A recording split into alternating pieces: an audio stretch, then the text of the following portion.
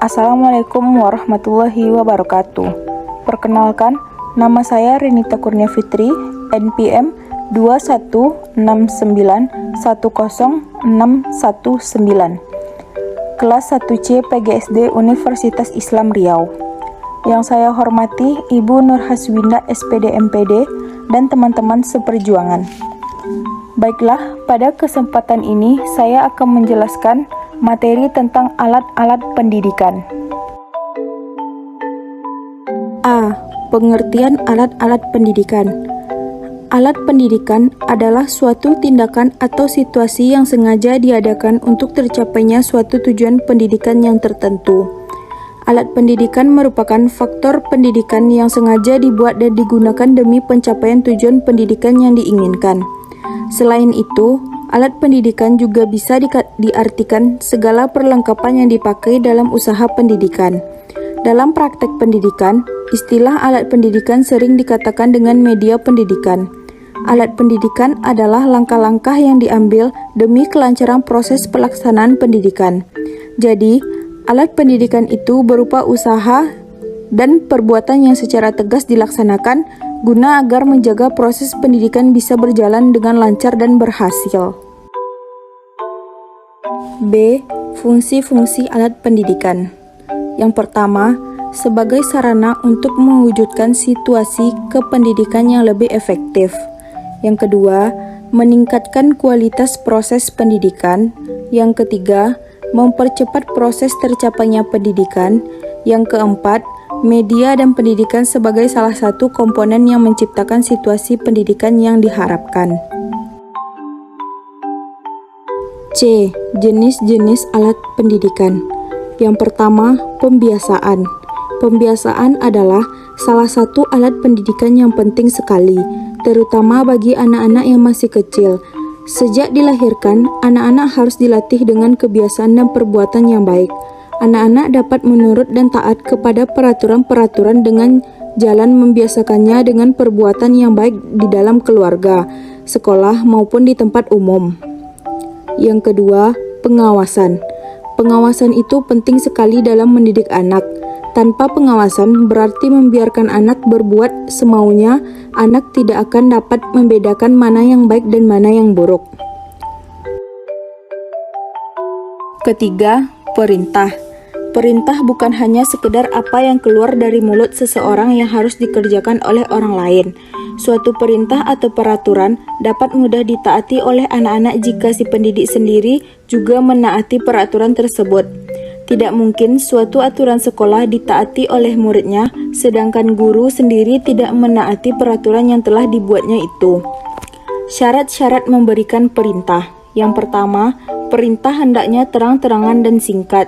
Jangan terlalu banyak komentar sehingga mudah dimengerti oleh anak. Yang kedua, perintah hendaknya disesuaikan dengan keadaan dan umur anak. Yang ketiga, janganlah terlalu banyak dan berlebih-lebihan memberi perintah sebab dapat mengakibatkan anak itu tidak patuh dan tetap menantang. Yang keempat, keteraturan. Artinya berlangsung tepat waktu, tepat dan dengan cara yang sama. Yang kelima, kebersihan. Menanamkan kebiasaan bagi anak didik agar tetap menjaga kebersihan dan kerapian. Yang terakhir, ketenangan.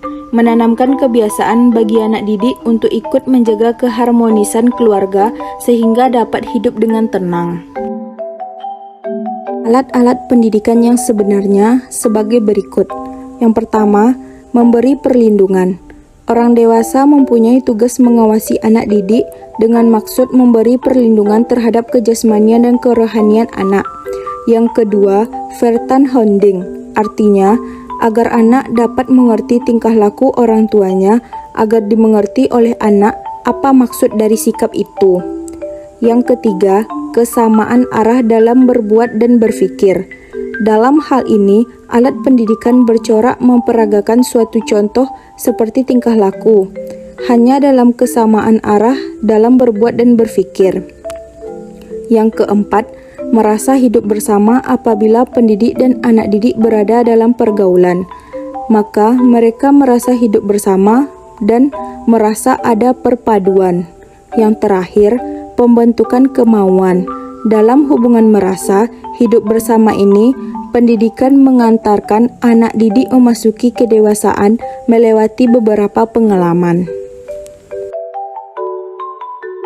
Salah satu contoh media pembelajaran pada anak sekolah dasar, kelas rendah, dan kelas tinggi. Kelas rendah, pada hakikatnya, anak untuk bisa mengenal huruf, kita harus memperkenalkan huruf kepada anak. Kita harus memperkenalkan bentuk huruf dan kata, 2 huruf sampai 4 huruf. Setiap huruf, anak harus mengetahui nama hurufnya. Contohnya, A, B, C, D, dan sampai Z. Mengenalkannya diangsur-angsur atau secara bertahap, paling banyak 5 huruf setiap harinya hingga anak paham betul. Untuk memantapkannya, guru bisa memberikan pekerjaan rumah atau membaca huruf di papan tulis secara klasikal seperti gambar saya di atas. Setelah sudah paham betul nama huruf, baru kita mengenalkan kata demi kata.